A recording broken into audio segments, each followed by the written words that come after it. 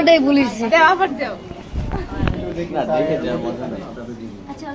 এদিকে তাকা মামা এখন দেব।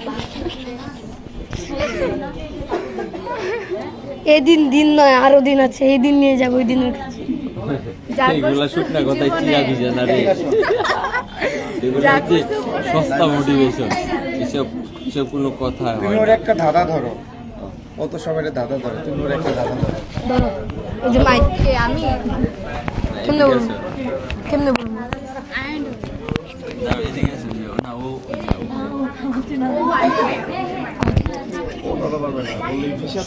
বাবার নাম কইতে পারলাম না। C C